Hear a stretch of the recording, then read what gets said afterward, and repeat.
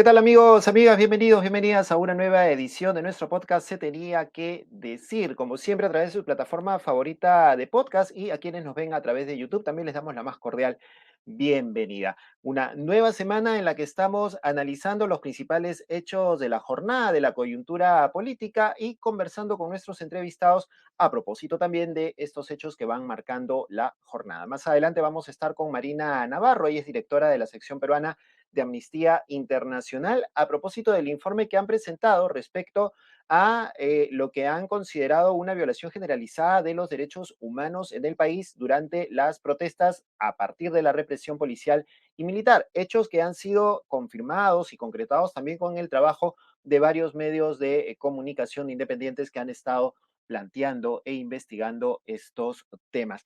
Importante lo que vamos a conversar con ella también para saber un poco por qué el Ejecutivo, a pesar de las reuniones que han tenido con Amnistía Internacional, terminan diciendo y no reconociendo que ha habido un uso excesivo de la fuerza. Yo soy Paco Pérez García, arroba Paco al Sur en Twitter, Instagram y TikTok para que nos puedan dejar sus comentarios, sus opiniones respecto a lo que venimos comentando en el programa, en los audios, los videos que vamos también publicando. Gracias a quienes han comentado y compartido también los comentarios de las declaraciones de nuestro invitado de la semana pasada, el ex congresista Richard Arce, que han seguido marcando tendencia en las redes sociales. Y ya saben, a quienes nos ven en YouTube, aquí aparece también en la parte superior los códigos de Plin y de Yape para que puedan colaborar con este periodismo independiente. Y a quienes nos escuchan, les contamos el teléfono 993-898-570. 993-898-570. Y vamos rápidamente con las noticias y con los datos para comentar.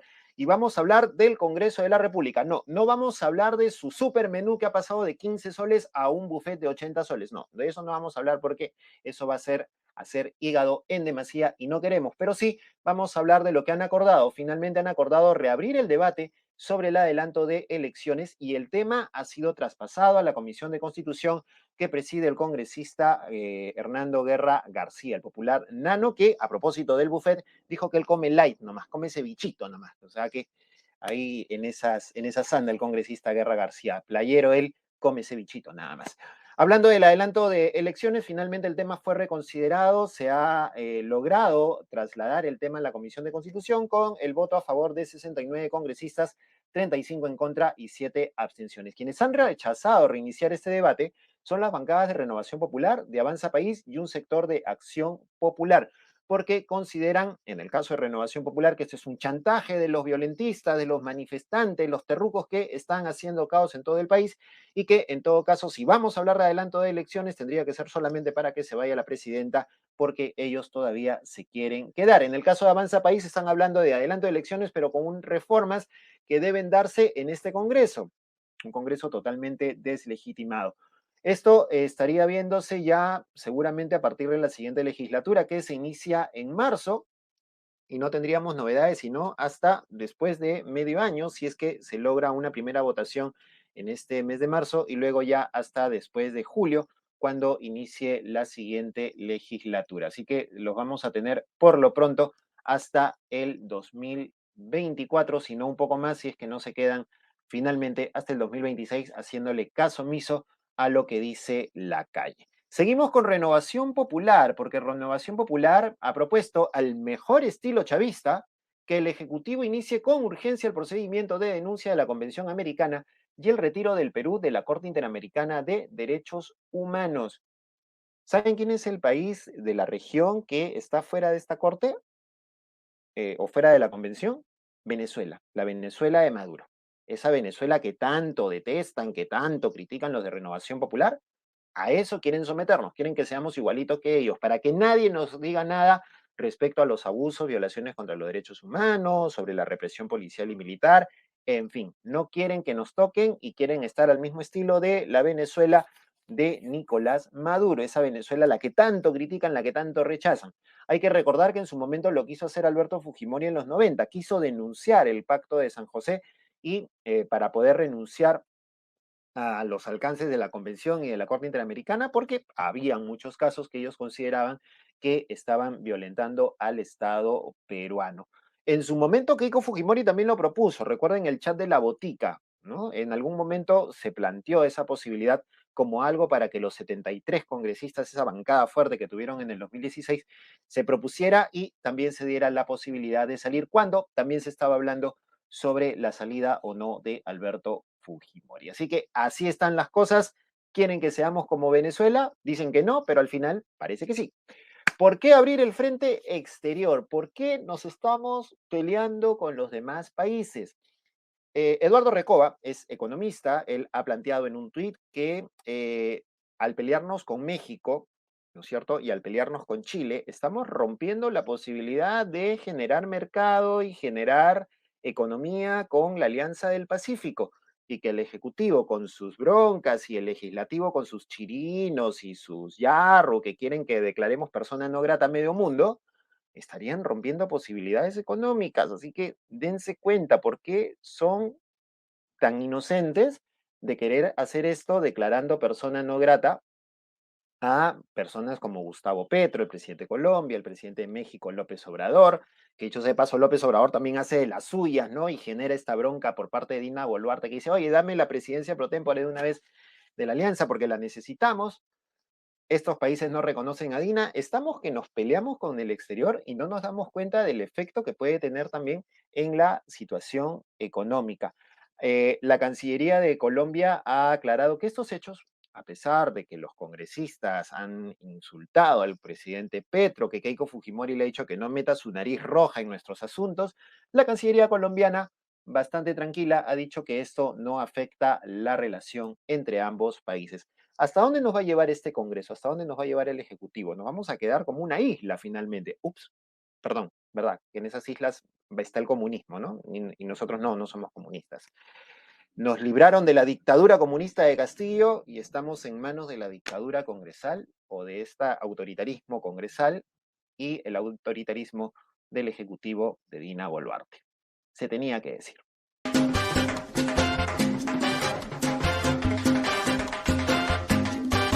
Bien, continuamos aquí en nuestro podcast, se tenía que decir, y ahora estamos en esta sección Los Bytes. Para recordar, los bytes son estos extractos de video, de audio que nosotros los periodistas escuchamos, utilizamos para poder sacar lo que llamamos la pepa de la noticia y que finalmente son lo que ustedes pueden ver y escuchar a través de los medios de comunicación o a través de sus plataformas digitales. Aquí en Se tenía que decir, traemos los bytes, los audios que han marcado tendencia y que son objeto de crítica y que también queremos poner sobre la parrilla para que se den cuenta la clase de personajes con los cuales tenemos que convivir día a día en nuestro mundo político.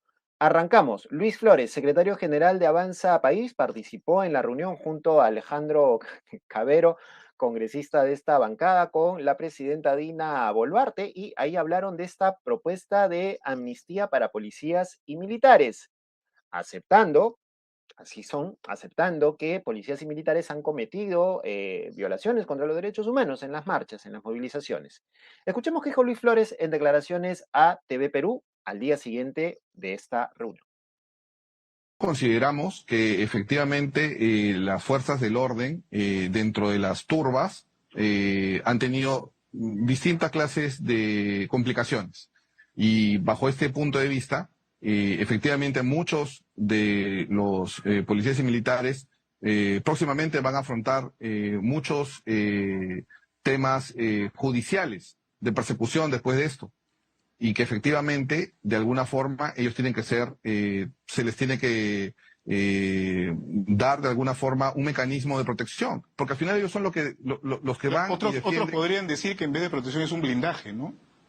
Amnistía Internacional ayer, hace unas horas, ha brindado una conferencia dando algunos detalles sobre hechos documentados de aparentes violaciones a los derechos humanos.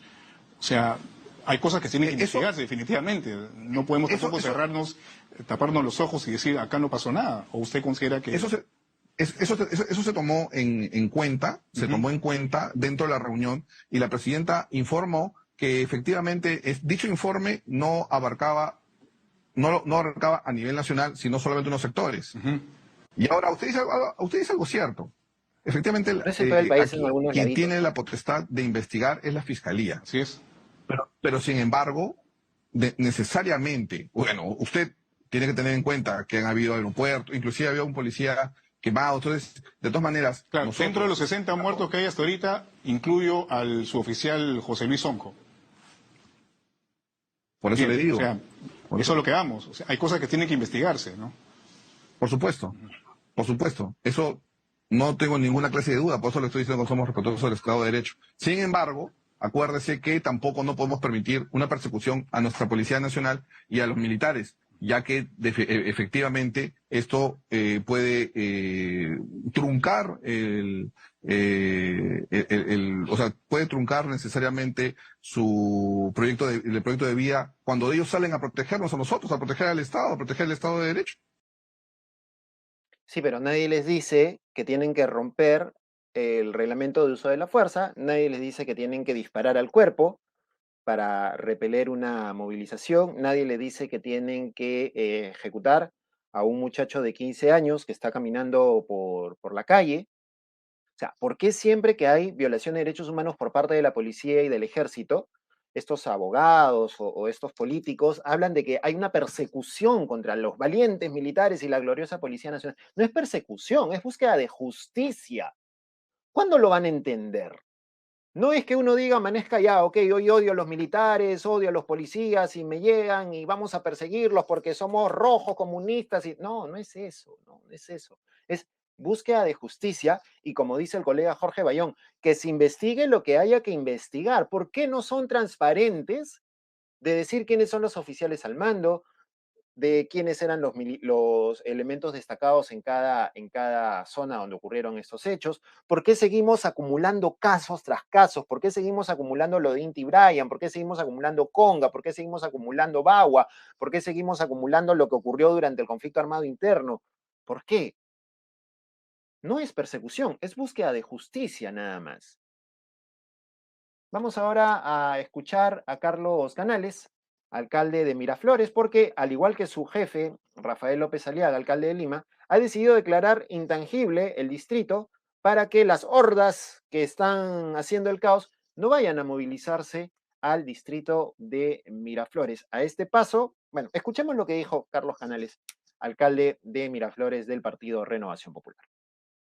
Lo que viene aconteciendo en el país, los hechos de violencia, el enfrentamiento entre peruanos, las muertes en las manifestaciones, nos lleva a tomar una decisión muy drástica que en el fondo es ratificar la norma del mes de mayo del 2007, la ordenanza 256 del año 2007, que señala y restringe el uso de determinadas áreas de nuestro distrito en los cuales no pueden haber manifestaciones ni concentraciones porque tienen un nivel cultural, un nivel de afectación a un patrimonio que es el distrito de Miraflores, especialmente en esta zona del centro histórico de Miraflores, que fue el lugar donde fallecieron muchos peruanos en la batalla de Miraflores en la guerra con Chile.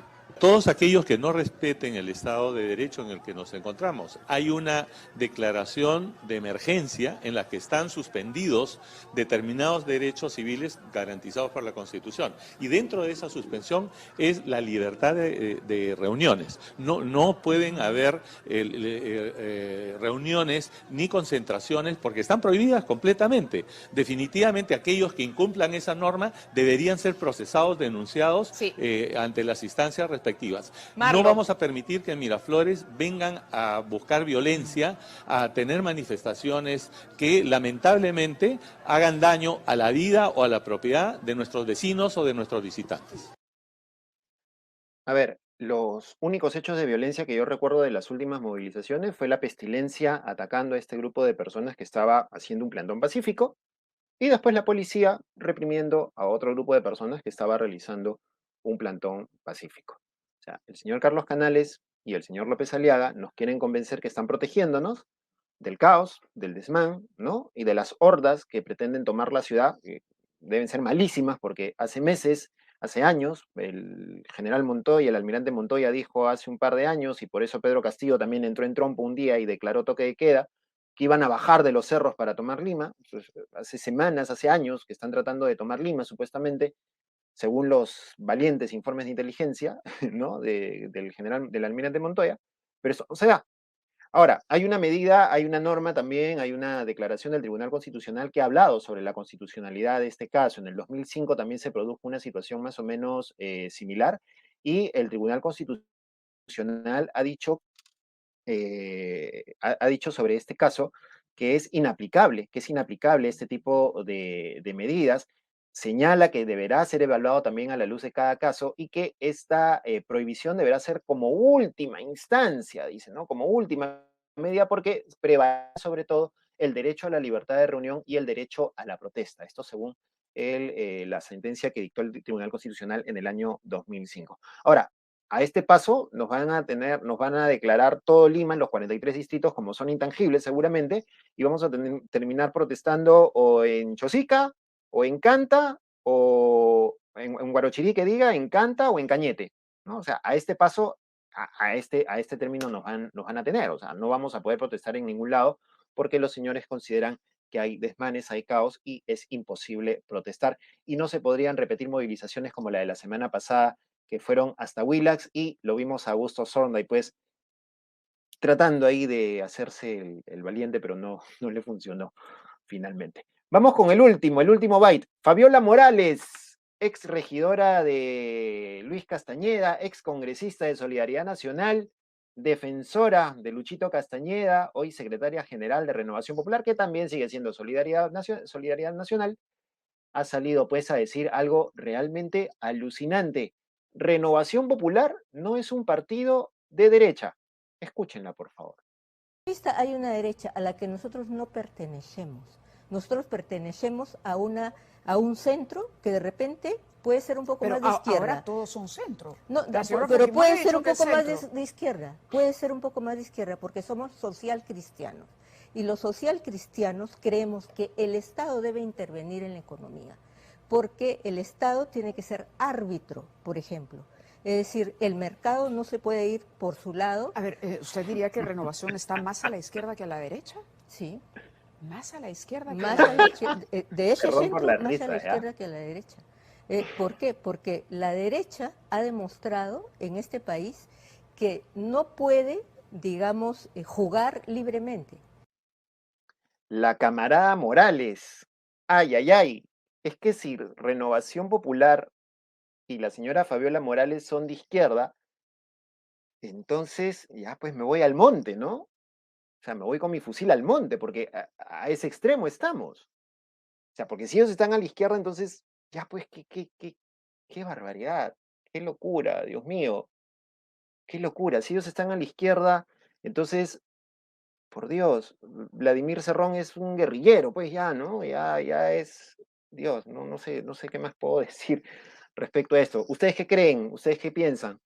Coméntenlo en nuestras redes sociales, porque esto es realmente increíble, totalmente alucinante lo que ha dicho la señora Fabiola Morales. Hoy día se ha esmerado la producción para ponernos los bytes, ¿ah? Entre la risa y la molestia se han esmerado hoy día en la producción de Paquimedia para poder traernos estos bytes. Se tenía que decir.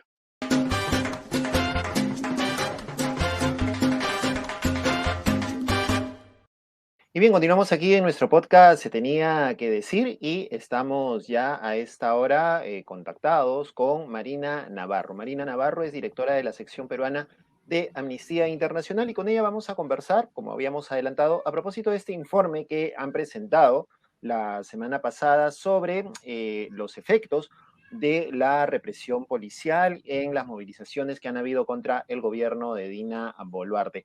Marina, ¿qué tal? ¿Cómo estás? Bienvenida a Se tenía que decir. Hola, muchísimas gracias por la invitación y un saludo también a quienes nos están escuchando. Bien, hay un reporte que ustedes han presentado, incluso ha habido una reunión, incluso con el Poder Ejecutivo, en donde han detallado algunas cifras, ¿no? Recogiendo datos de diversas fuentes, pero ustedes también han tenido la posibilidad de conversar con algunas de las víctimas, sobrevivientes, con familiares también de las personas fallecidas, y han encontrado algunos aspectos que hay quienes están tratando de desvirtuarlo, ¿no? Porque dicen que es un aspecto muy subjetivo cuando se habla del maltrato, del racismo que ha habido en estas movilizaciones, en estos actos de represión por parte de la policía y de las Fuerzas Armadas. ¿Cuál es el contexto en el cual ustedes han elaborado este informe, Marina, y qué es lo que se ha logrado encontrar en cuanto al sentimiento que han estado teniendo las personas afectadas. Sí, mire, creo que este es uno de los principales hallazgos que hemos sacado del informe, ¿no? Que ha habido un sesgo marcadamente racista y discriminatorio en las actuaciones y también en los discursos de las autoridades.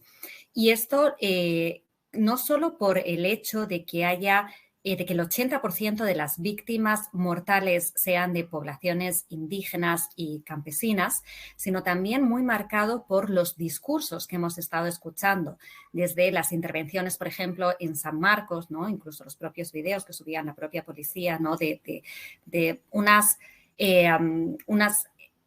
no solo la actuación, ¿no? Sino expresiones muy denigrantes, expresiones muy racistas.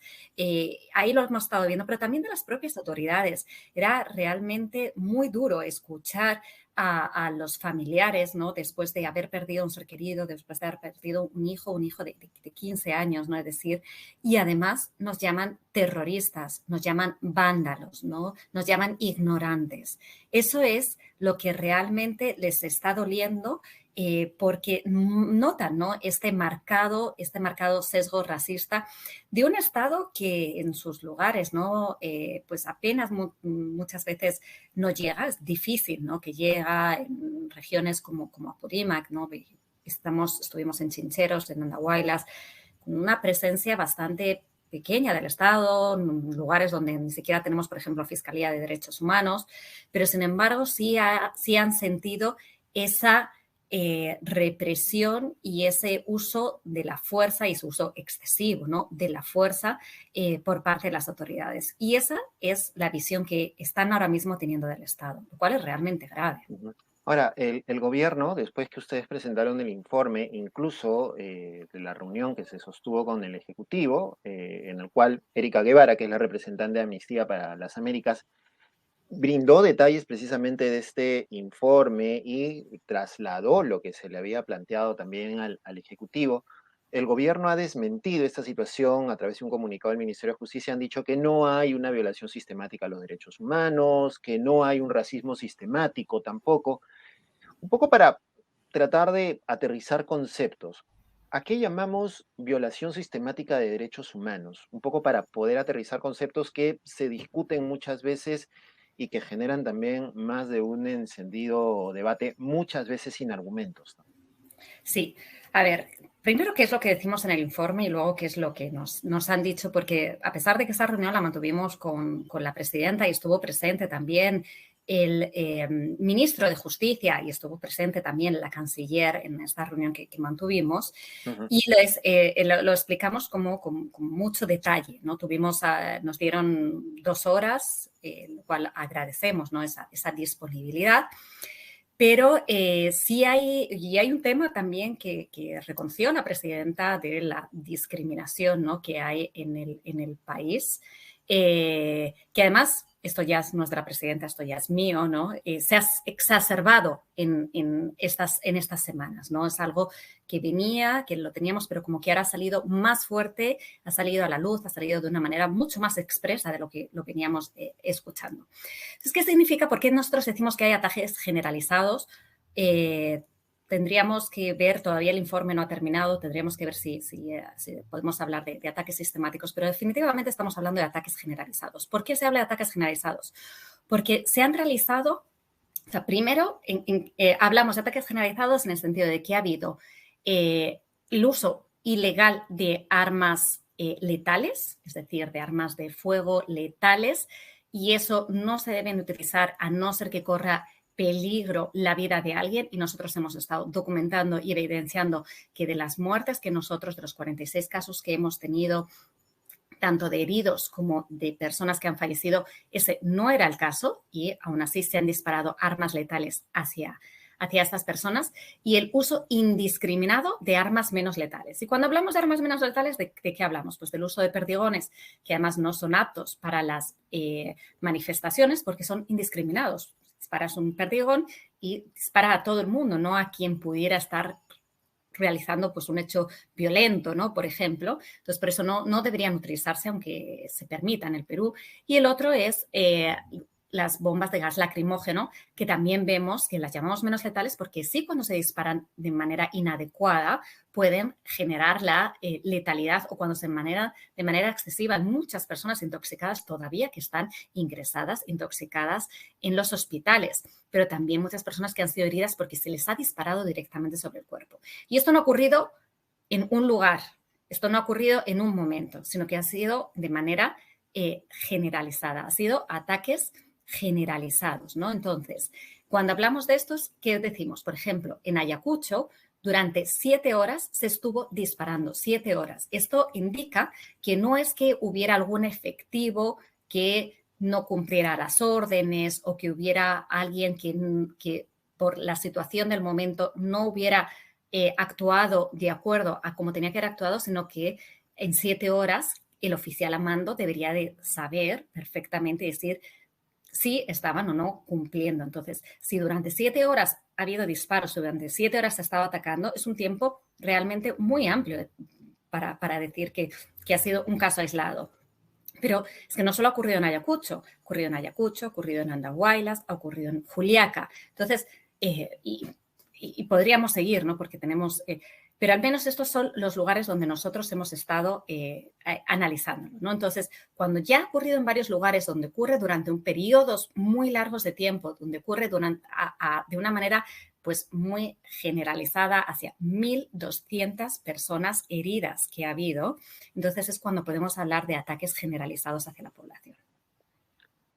Ahora, ¿qué es lo que se puede esperar o qué es lo que se puede proponer al gobierno para tomar medidas que sean, una, de reparación? Se están haciendo algunas medidas, están hablando de incentivos económicos, etcétera, pero de una reparación pública, que es algo que por lo general no se suele hacer. Y dos, ¿qué hacer para evitar que siga la escalada del uso de la fuerza? Porque se ha filtrado incluso un documento que posiblemente esté apareciendo, una resolución ministerial, en donde se está incentivando al mayor uso de la fuerza letal por parte de las Fuerzas Armadas. ¿Qué recomendaciones se le pueden plantear al gobierno, si es que quiere escuchar, para evitar que crezca el número de heridos, el número de muertos que ya lamentablemente tenemos hasta el momento? Mira, pues hay digamos que nosotros hemos hecho 3 recomendaciones principales. La primera es que tiene que cambiar de táctica, ¿no? Al contrario de lo que estás diciendo, más bien lo contrario, lo que se tiene que cambiar es la táctica para solucionar esta crisis, una crisis política, social, que ha devenido en una crisis de derechos humanos, que no es responsabilidad del ejército y de la policía solucionarlo, es una responsabilidad política y, por lo tanto, se tiene que solucionar a través del diálogo y a través de soluciones políticas. Y es muy difícil poder hacer un diálogo si, por un lado, estás diciendo que quieres diálogo, pero por otro lado, estás disparando. Entonces, es realmente muy complejo, ¿no? El continuo decreto de estados de emergencia, el uso, ¿no?, que estamos viendo de la fuerza desproporcional, eso no ayuda a que haya realmente ese mensaje de diálogo. Y para eso, desde la presidencia, desde el más alto nivel, y nosotros se lo hicimos saber, tiene que haber un mensaje muy claro de la presidenta, un mensaje público que diga que no va a permitir que se use más ni las armas letales ni un uso desproporcionado, indiscriminado de la fuerza como está viendo hasta ahora. Ese es el primer mensaje que tiene que lanzar la presidenta y que esperamos que ojalá lo haga, ¿no? Porque es lo que realmente podría ayudar a frenar esta escalada de violencia que venimos viendo. En segundo lugar, es clarísimo la importancia de las investigaciones y que la Fiscalía también lance mensajes muy claros de que se están realizando las investigaciones con todas las evidencias. Nosotros hemos estado documentando que en algunos casos faltan recursos, ¿no? Algunos fiscales nos han comentado que sí faltan recursos, por ejemplo, en Apurímac se lleva desde Abancay, cuando es bien complicado llegar hasta Andahuaylas, incluso a Chincheros, ¿no? Es bien complejo y además estamos hablando de solo 2 fiscales para llevar absolutamente todos los casos. Los recursos son insuficientes. Se lo hemos planteado a la fiscal de la Nación, ella nos ha dicho que hay recursos suficientes, a pesar de que el fiscal nos dijo que necesitaba más recursos.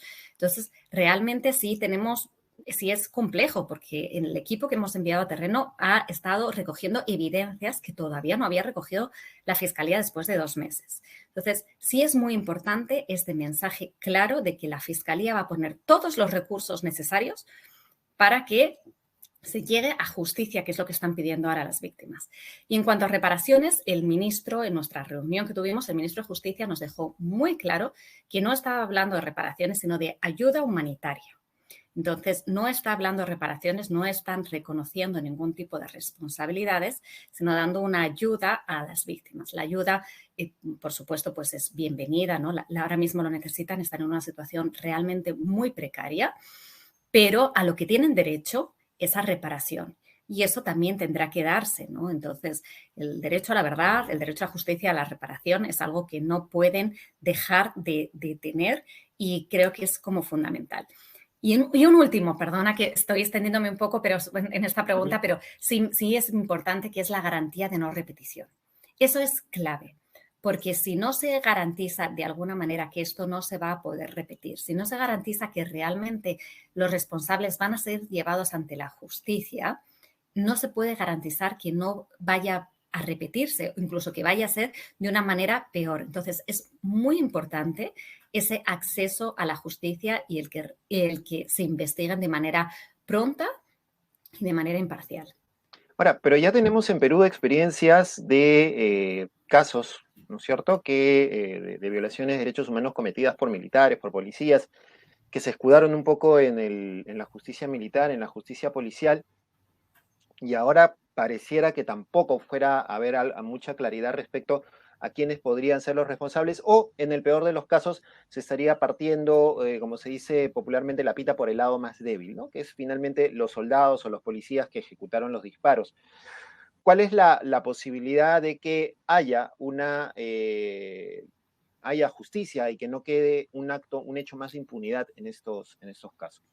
Mira, lo primero es que se tendría que hacer en Perú, y ahí es donde se tienen que realizar las investigaciones y se debería de hacer en el sistema de justicia peruano.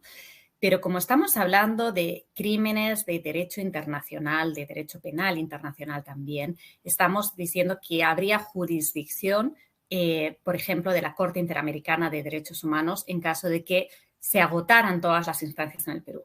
Esperamos, todavía es pronto, estas son investigaciones que suelen ser bastante largas y complejas. Esperamos que se haga de la manera más pronta y que se haga en Perú, pero en cualquier caso sí habría jurisdicción internacional si no se llegara a alcanzar la justicia en el Perú. ¿Cuál fue el talante en la reunión que han sostenido ustedes con el Ejecutivo? ¿Cuál ha sido el talante de la presidenta, del ministro de Justicia? Porque, ok, aclarando, hablan de ayuda económica, más no de reparaciones.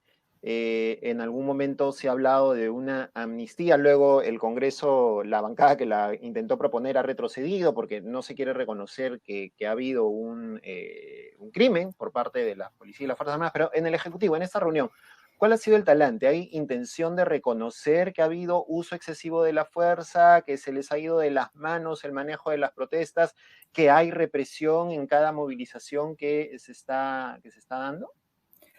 No diría que ese ha sido el talante. Más bien ellos cuando les contestamos, y fue una reunión con la canciller, el ministro de Justicia y la presidenta, lo que hicimos, lo que nos contestaron es que esto se estaba investigando por la Fiscalía y que lo único que hacían es dar las facilidades necesarias ante la Fiscalía, pero no hubo en ningún caso ningún reconocimiento ni de las responsabilidades, a pesar de que también les explicamos que hay una responsabilidad por acción en el caso de que haya habido órdenes, pero también hay una responsabilidad por omisión en caso de que, conociéndolo, no hubieran puesto todos los medios en sus manos para poder detener estos ataques generalizados, ¿no? Entonces, eso también es muy importante y les dijimos. La presidenta lo único que nos dijo es que ella sí había ordenado que no se usara las armas letales, pero bueno, sabemos que se han usado y se lo mostramos.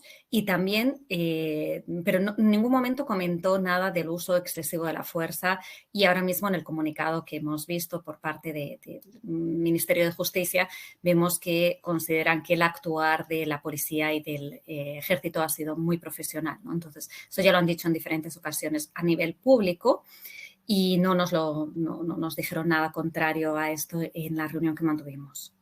Uh-huh. Pareciera, y esto es dramático, por usar un término, que los casos se van acumulando, ¿no? Ya ni hablamos de los sucesos y de los hechos que cometieron las Fuerzas Armadas y la policía durante la época del conflicto armado interno, que son casos que todavía están judicializados, que todavía no alcanzan justicia, pero en los últimos años se van acumulando otros, ¿no? Se acumula Conga, se acumula Bagua, se acumula Tía María, ahora este caso, lo de Inti Bryan del 2020, ¿no? Y se van acumulando los casos y no hay una justicia. Entonces uno piensa en este término que dice justicia que tarda no es justicia. ¿Es así? ¿Estamos en una situación en la cual vamos a estar sometidos siempre de que las víctimas no lleguen a obtener la justicia en el momento adecuado? Esto es muy preocupante porque, como comentas, hasta ahora, hasta el momento, lo que conocemos, ¿no?, de Amnistía Internacional es que no ha habido de estos casos en protestas, ¿no?, sentenciados hasta donde nosotros sabemos, ¿no? Entonces, está siendo realmente, pues, muy lento, es algo muy, muy preocupante, es algo que se tiene que llegar y mucho más en estos casos que además estamos hablando de un número altísimo de víctimas. Estamos hablando de al menos 48 víctimas civiles, ¿no?, de la represión, víctimas mortales, y estamos hablando de muchísimos casos también de víctimas de heridos de muchísima gravedad. De esos 1.200, muchos siguen hospitalizados, están en una situación muy, muy grave. Entonces, sí es algo que se tiene que trabajar porque además la Fiscalía tiene que realizar, es una responsabilidad de la Fiscalía, pero también hay que tener una responsabilidad al interior de las fuerzas del orden.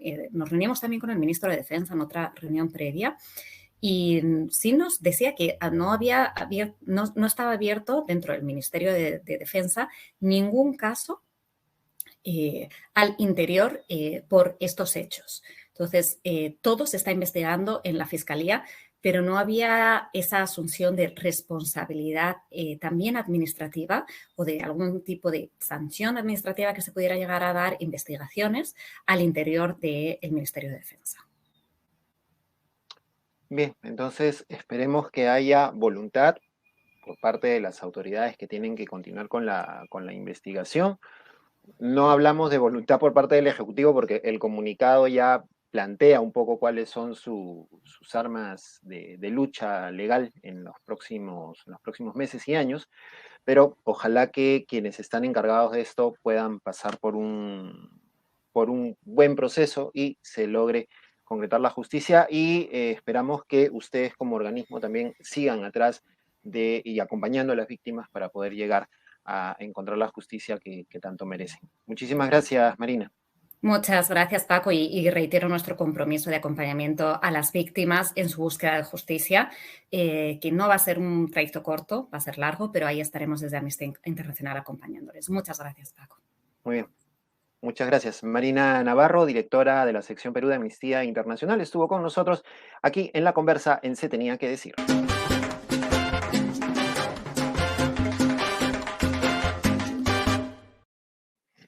Y cerramos la jornada, como siempre, como todas las semanas, con el lado positivo. Pese a todo positivo, a pesar de las noticias, a pesar de la cuestión negativa, a pesar de los malos momentos que estamos viviendo, tenemos que hablar también de las cosas positivas que hay en nuestro país y en el mundo, a partir del deporte, a partir de la música, a partir de diversas disciplinas que por lo general no se les presta mucha atención. Y vamos a hablar de que Alianza Lima ganó el clásico, pero bueno, esto ya nos puede generar algún tipo de anticuerpos, así que no lo vamos a hacer, no vamos a celebrar que Alianza Lima ganó de visita a tribuna llena, no lo vamos a hacer, no lo vamos a hablar, no lo vamos a celebrar, sino lo que vamos a hablar es sobre el reinicio del Festival de Viña del Mar. Viña del Mar es el festival más importante de América, el festival musical más importante de América Latina, y paró por los años de pandemia. El 2020 no se realizó, el 2021 tampoco, el 22 tampoco, pararon por los años de pandemia. Obviamente nadie estaba para celebrar, ni para festivales, ni nada por el estilo. Teníamos muchas restricciones, todos los países teníamos restricciones, los conciertos habían sido suspendidos, y después de casi 3 años regresa este Festival Viña del Mar en la Quinta Vergara, en donde después de mucho tiempo se vuelven a presentar artistas que están pegados a lo más reciente del streaming, valga decirlo, y del mainstream musical. Y la primera noche fue este fin de semana, en donde la protagonista fue la cantante colombiana Karol G. La cantante colombiana terminó ganando 2 gaviotas, una de plata y una de oro. ¿Y por qué lo planteamos como noticia positiva? Tanto, decimos, por la reapertura, por el reinicio de estas actividades musicales, estas actividades masivas, ¿no es cierto? Y el retorno de este festival tan importante, repetimos, en la región, como también por el tema de lo que veníamos hablando hace un par de semanas, el repunte de la música urbana y esta posibilidad de que la música urbana, la música latina, está presente y ha llegado para quedarse y formar parte de un estilo de toda una nueva generación. Así que esto es importantísimo también de tenerlo presente y recordarlo, y de saber, repetimos, además de lo importante que ha sido esta presentación, o lo importante que es este retorno, ¿no es cierto? Considerar que hay un nuevo tipo de música que está haciendo tendencia. Importante, hablando de Viña del Mar, también recordar que nuestra cantautora peruana Milena Wharton va a participar en este festival. Ella se está presentando, se va a presentar en los próximos días. Estuvo en la alfombra roja, ¿no es cierto? Y ha marcado un poco tendencia también por algunas declaraciones que ha brindado, diciendo que ella viene representando también a la mujer andina. Ella va a estar participando con el tema Warmisitai. Ella va a estar participando con este tema y esperemos que le vaya bastante bien. Lo importante y lo interesante es que también se va a abrir la posibilidad de votar en línea. Eso es lo que veníamos leyendo. Hay la posibilidad de votar en línea también por los artistas que se van presentando.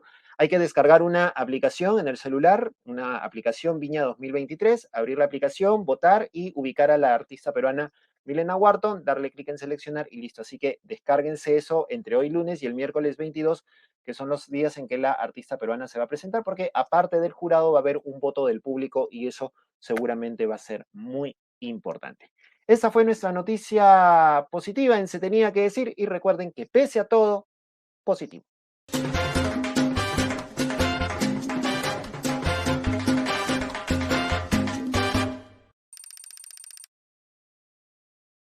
Y bien, llegamos al final de nuestro podcast Se Tenía que Decir. Les agradecemos como siempre a quienes nos han escuchado a través de su plataforma favorita de podcast, a quienes nos han visto a través del YouTube de Espacio Libre y a quienes están compartiendo también nuestros contenidos que están circulando a través de redes sociales en @PacoAlSur en Instagram, Twitter y en TikTok, también para poder conocer los detalles de este programa. Recuerden que pueden colaborar con nosotros también al Yape, al Plin, y aquí a quienes nos están viendo en YouTube aparece también el link de nuestro Patreon, patreon.com/espaciolibre1, para que puedan suscribirse y recibir información exclusiva de lo que venimos trabajando también a través de Espacio Libre. Yo soy Paco Pérez García, les agradezco en nombre también del equipo de Paquimedia Comunicaciones y nos encontramos la próxima semana. ¡Chau!